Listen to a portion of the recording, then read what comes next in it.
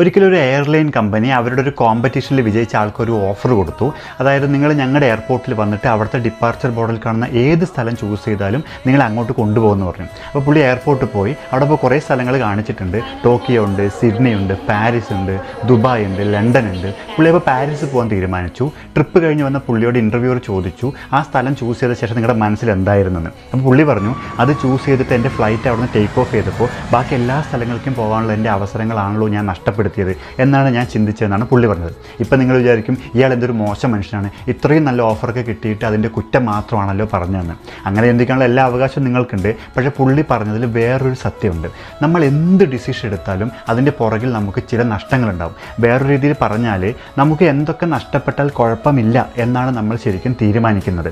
നിങ്ങൾ കല്യാണം കഴിക്കാൻ തീരുമാനിച്ചാൽ നിങ്ങളുടെ ബാച്ചിലർ ലൈഫ് നിങ്ങൾക്ക് നഷ്ടപ്പെടും. എന്നാൽ ബാച്ചിലർ തന്നെ ആയിട്ട് ഇരിക്കാൻ തീരുമാനിച്ചാൽ ഒരു കുടുംബം ഉണ്ടാകുന്നതിൻ്റെ സന്തോഷം നിങ്ങൾക്ക് മനസ്സിലാക്കാൻ പറ്റില്ല. നിങ്ങൾ നഗരത്തിൽ പോയി ജീവിക്കാൻ തീരുമാനിച്ചാൽ ഗ്രാമത്തിൻ്റെ കാംനെസ്സും പീസ്ഫുൾ എൻവയോൺമെൻറ്റ് നിങ്ങൾക്ക് നഷ്ടപ്പെടും. എന്നാൽ ഗ്രാമത്തിൽ തന്നെ ജീവിക്കുകയാണെങ്കിൽ നിങ്ങൾക്ക് നഗരത്തിൻ്റെ കൺവീനിയൻസ് നഷ്ടപ്പെടും. വിദേശത്ത് പോയിട്ട് പൈസ ഉണ്ടാക്കാൻ നിന്നാൽ നാട്ടിലുള്ള വീടും നാടും വീട്ടുകാരെ നിങ്ങൾക്ക് മിസ് ചെയ്യണം. എന്നാൽ വീട്ടിൽ തന്നെ നിൽക്കാൻ തീരുമാനിച്ചാൽ നിങ്ങളുടെ കരിയർ നിങ്ങൾക്ക് നഷ്ടപ്പെടുത്തേണ്ടി വരും.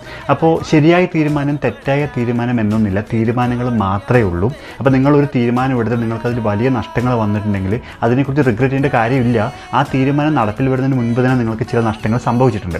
ഇനിയിപ്പോൾ ചില തീരുമാനങ്ങൾ കൊണ്ട് നിങ്ങൾക്ക് ഒരുപാട് ഗുണങ്ങൾ ഉണ്ടായിട്ട് വിചാരിക്കുക, അതിനെക്കുറിച്ച് ഓവർ എക്സൈറ്റഡ് ആവേണ്ട കാര്യമില്ല. ആ തീരുമാനം നടപ്പിലാകുന്നതിന് മുൻപും നിങ്ങൾക്ക് ചില നഷ്ടങ്ങൾ സംഭവിച്ചിട്ടുണ്ട്. ഇപ്പോൾ നിങ്ങൾ ചിന്തിക്കുന്നത് പോലെ ഞാൻ എന്തെങ്കിലും കൂട്ടിയിട്ട് കത്തിച്ചതോ അല്ലെങ്കിൽ ഓപ്പറേഷൻ തൂഫാനിൽ പിടിക്കപ്പെട്ട ആളോ അല്ല. ഓക്കെ.